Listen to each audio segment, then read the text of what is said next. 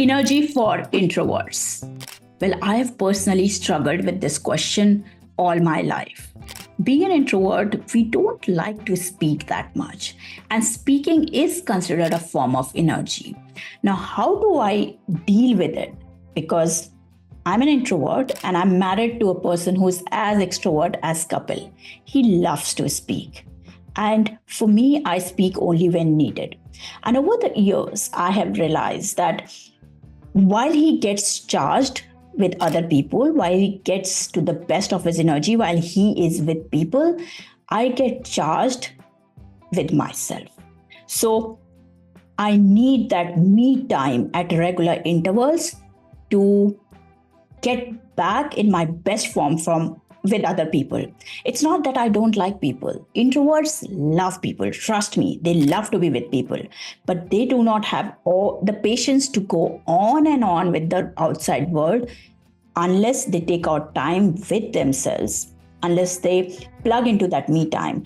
And I remember when we got married, and it is amazing because when an introvert gets married to an extrovert, it takes some time to figure it out. But after my marriage, even when the entire family would be at home, there would be 20 people sitting in the living room, relatives, extended family, and all those people, I would go for that 20 to 30 minutes of nap in the afternoon.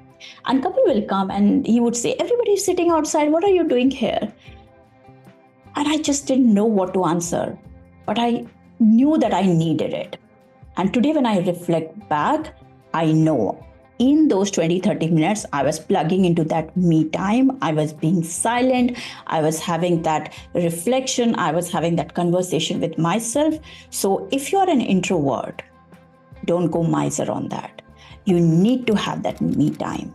You need to take out that space for yourself, have that time, which is just yours. Because if you have that created for yourself, you will be able to come out with the rest of the world in the best of your energy.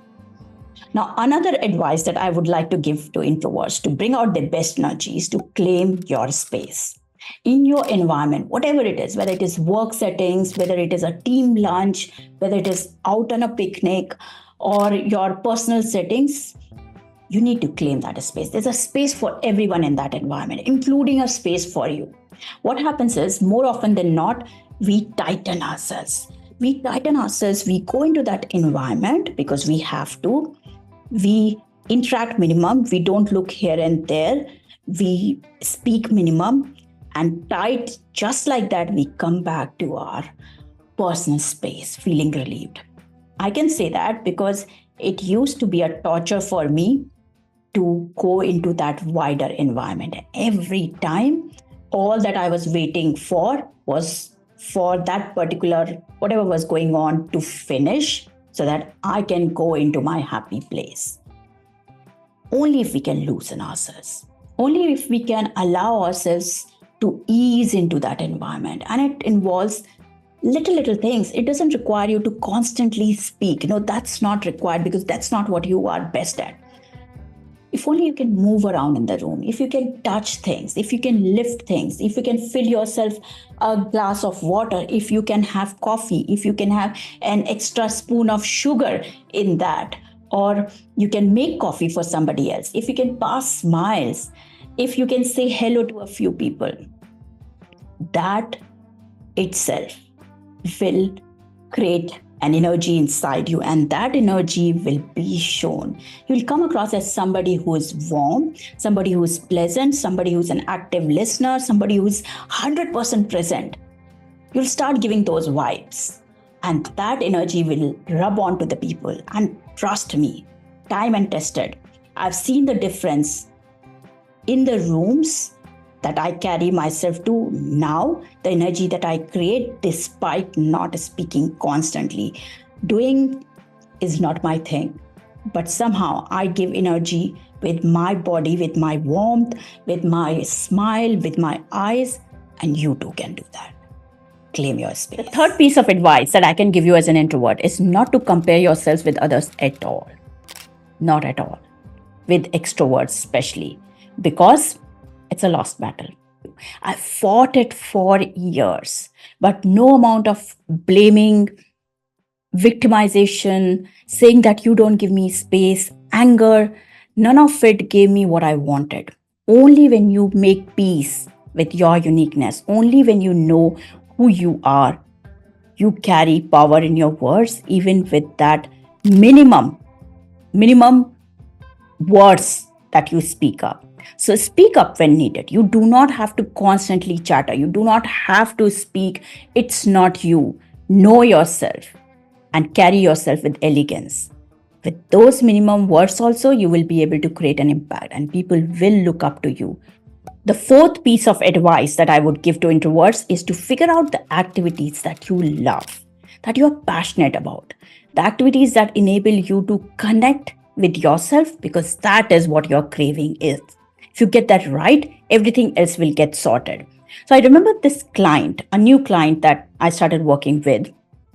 He was from premier educational institutions, which was considered a dream for most of the people. So he was from that pretty rock solid educational background, family, the environment that he had come from. But because he had been fighting in the extrovert space for years, he was feeling powerless. He just couldn't keep up to it. He was being pushed from all corners to do things that was not bringing out his best. He had become energyless, powerless, and lost that strength in his base. And I remember the first coaching session, I asked him, what is it that he likes to do? And he was like, literally nothing. I just don't do anything outside my work. And then I asked him to go years back to figure out what is it that he loved to do, he was passionate about in the past, and now he's not getting time for. And I asked him to write a poem in that week and record it for himself. And that was the starting point. This individual that I'm talking about, this individual has created his world of expression.